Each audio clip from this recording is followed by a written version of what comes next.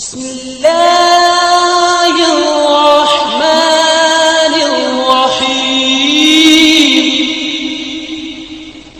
صلو علیہ وآلہ۔ ہم سے عثمان رضی اللہ تعالیٰ عنہ نے بیان کیا، کہا ہم سے جریر رضی اللہ تعالیٰ عنہ نے منصور رضی اللہ تعالیٰ عنہ کے واسطے سے نقل کیا، وہ مجاہد رضی اللہ تعالیٰ عنہ سے، وہ ابن عباس رضی اللہ تعالیٰ عنہ سے روایت کرتے ہیں کہ رسول اللہ صلی اللہ علیہ وآلہ وسلم ایک دفعہ مدینہ یا مکے کے ایک باغ میں تشریف لے گئے۔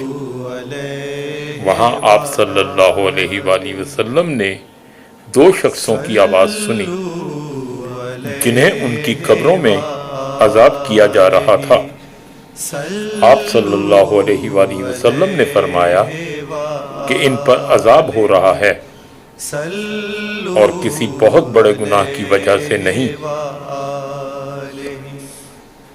پھر آپ صلی اللہ علیہ وآلہ وسلم نے فرمایا، بات یہ ہے کہ ایک شخص ان میں سے پیشاب کے چھینٹوں سے بچنے کا اہتمام نہیں کرتا تھا اور دوسرا شخص چغل خوری کیا کرتا تھا۔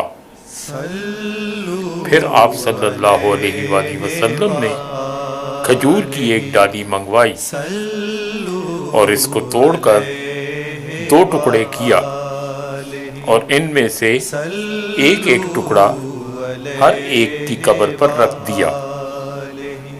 لوگوں نے آپ صلی اللہ علیہ وآلہ وسلم سے پوچھا کہ یا رسول اللہ صلی اللہ علیہ وآلہ وسلم، یہ آپ صلی اللہ علیہ وآلہ وسلم نے کیوں کیا؟ آپ صلی اللہ علیہ وآلہ وسلم نے فرمایا، اس لیے کہ جب تک یہ ڈالیاں خشک ہوں شاید اس وقت تک ان پر عذاب کم ہو جائے۔ صلو علیہ وآلہ، صلو علیہ وآلہ، صلو علیہ وآلہ، صلو